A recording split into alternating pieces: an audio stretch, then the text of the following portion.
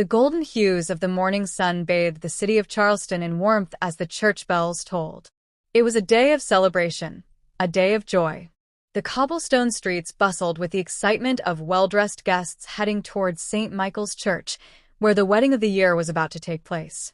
Lydia Prescott, the radiant bride, was set to marry Charles Whitmore, a man of prestige and wealth, in what many considered a union of perfection. Lydia, a vision in white, stood before the grand mirror in the bridal suite, her veil cascading down her back. Her mother fussed over the pearls on her gown, and her bridesmaids chattered excitedly, but Lydia's mind was elsewhere. Her dark eyes, heavy with contemplation, flickered to the window, beyond which lay the Arthur Ravenel Jr. Bridge stretching over the Cooper River. A whisper of a frown crossed her delicate features, but she quickly masked it as her mother caught her gaze. "Darling, you look breathtaking," her mother murmured, pressing a kiss to her temple. "Charles is going to fall in love all over again when he sees you." Lydia forced a smile. "I hope so, Mother." The morning passed in a blur. The guests filled the grand church, and Charles waited at the altar, his expression one of unwavering devotion. But as the final minutes approached, something shifted. Lydia excused herself, saying she needed a moment alone before the ceremony. No one suspected a thing. No one saw the hesitation in her steps as she exited the back of the church, lifting her gown slightly to avoid the dust of the street.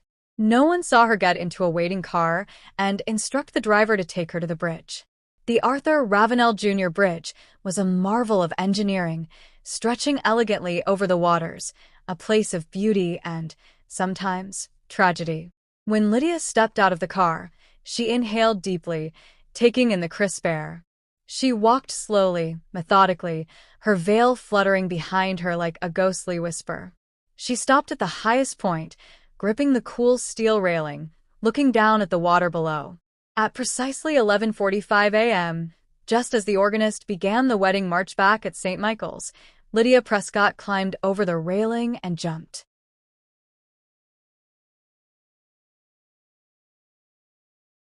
The news spread like wildfire.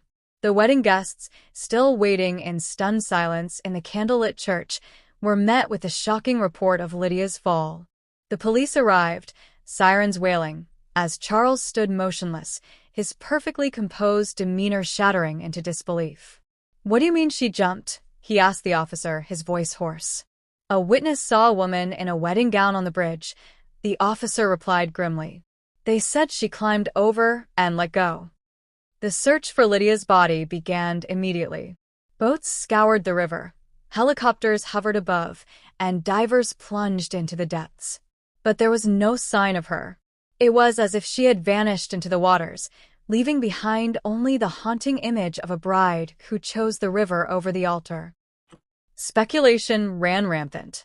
Why would Lydia Prescott, a woman seemingly happy and on the brink of a promising future, choose to end her life?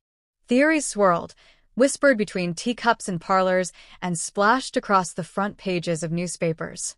Was she forced into the marriage? Did she harbor a secret lover?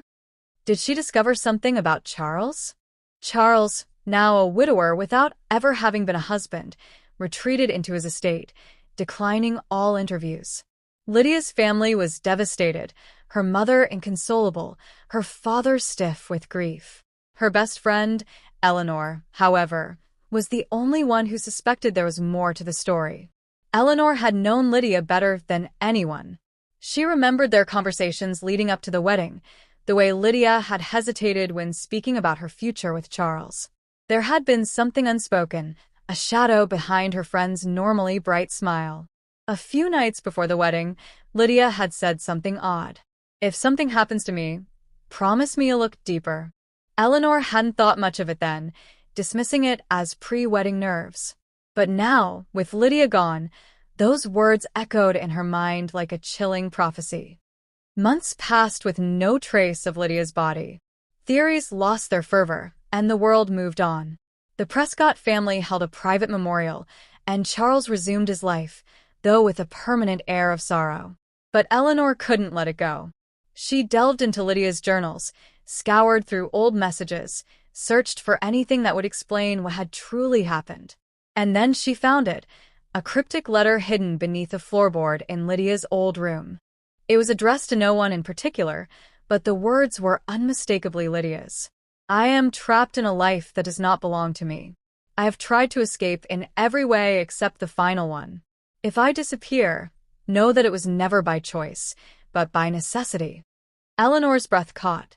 This was not a suicide note. This was a message. A plea. And it meant one thing: Lydia Prescott might still be alive. Driven by her discovery, Eleanor retraced Lydia's steps on that fateful day. The witness had claimed to see a woman in a wedding dress jump, but had they seen her hit the water? What if Lydia had staged her own disappearance? Eleanor visited the bridge, speaking to vendors, joggers, anyone who might have seen something unusual that day. Finally, she met an elderly fisherman who hesitated before speaking. I saw something, he admitted. A woman in a wedding dress, yes. But right before she climbed the railing, I saw a second car pull up behind her. A black sedan. Someone got out, a man in a dark suit. Eleanor's heart pounded. This was new information. Did she talk to him? The fisherman nodded. Yes. He handed her something. A bag, maybe. Then she climbed over, and for a second I thought she was gone. But when I looked again, I swear I saw someone pull her back over, just as a boat passed underneath. Eleanor's mind raced. If Lydia hadn't jumped, if she had been pulled back and taken away, then the entire world had been fooled. But why? And where was she now? Determined to uncover the truth, Eleanor turned to the only person who had the resources to orchestrate such a disappearance, Charles Whitmore. She confronted him at his estate, demanding answers.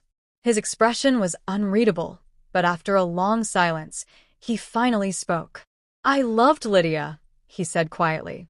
But she didn't love me, and she found a way out. Where is she?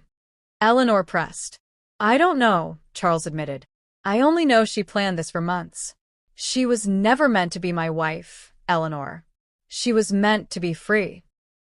Eleanor left that night with more questions than answers, but with one certainty: Lydia Prescott was alive. Somewhere beyond the reach of expectation and obligation, she had found her escape. And maybe, just maybe, one day she would return.